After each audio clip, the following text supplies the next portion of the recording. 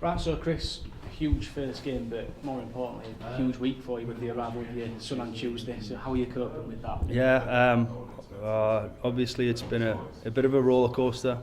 Not a great deal of sleep, but that comes with the territory. I've been a coach for a while now, so we tend not to sleep that much anyway. But yeah, Rick leaving the club was hit us pretty hard. But the club have come to that decision, and we have to stand by that. At the same time, my priorities are to get this team in order, to get some smiles back on faces, and to have a little bit of slight attitude shift. I think we've probably let ourselves down in that regard over the last certainly the last 2 weeks. Not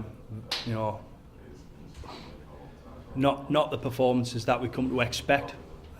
Certainly not the standards we've set in pre-season, and the expectation after making the 8 last year. We're a bit off the mark at the minute. It'll probably help getting some senior players kind of back into the squad over the next 3 weeks or so. But immediately, whoever takes to the field on Friday, we need some effort, we need some endeavour, we need some attitude shift, we need some emotional buy-in as to where the club are at the minute, and we need a genuine response to what's happened over the last couple of days. So Leeds Rhinos, a huge game, Yorkshire derby obviously, huge for the fans and the club, and your first game. How big is it for you? It's big, mate. It would have been big regardless of who we play.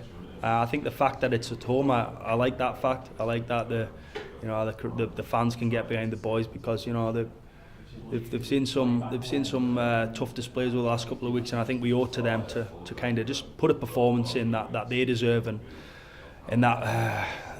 that we kind of owe to ourselves. So that's the first thing. We've got a lot of time and respect for Leeds. They're a very difficult team to preview as a coach. And I think Brian McDermott openly says that he has some players that he doesn't even know what to expect from. But lots of attacking threat right across the park. Some big, strong, powerful wingers, some half-backs that can score tries.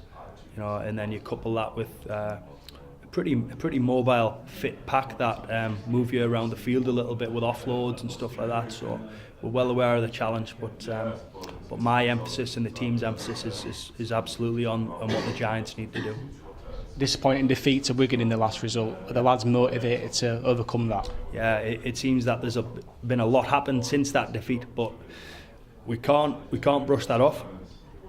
And that it still leaves a bit of taste in our mouth. That was really disappointing. Injuries hit us during that game. We lost McGilvray, Ferguson, Wood, all in positions where you don't really tend to carry those boys on the bench. You don't carry a winger, a centre, a back row on the bench. You generally carry front rowers and hookers on the bench. So we had to make a lot of adjustments.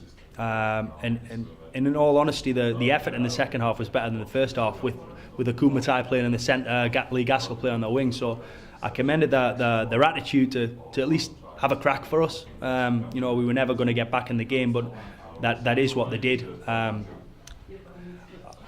Saying all that, I'm confident that we're going to get a better performance than the Wigan away game. That was very disappointing. Just about to say to you, the injuries are obviously hard to avoid. How are you going to overcome that? Is it a case of looking to the youth maybe to bring some of them players forward? A little bit. We've recalled some players from loan. I've recalled Shannon Wakeman, Jared Simpson, Matthew English, Colton Roach from loan, and they will be in the mix. I think it's important that we have some competition for places, and they've all been earning their stripes in the Championship and Championship 1 and doing a really good job, and they deserve to come back and feature potentially over the next week or fortnight.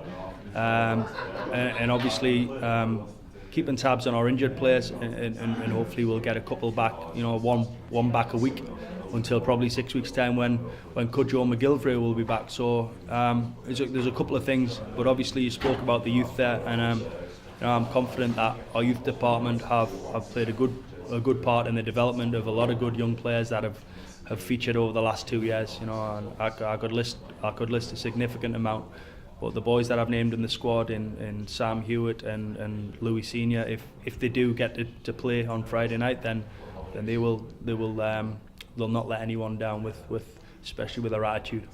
And finally, is this something that you'd love to do full time? Like I've said in previous interviews, you don't aspire to become just an assistant coach, do you?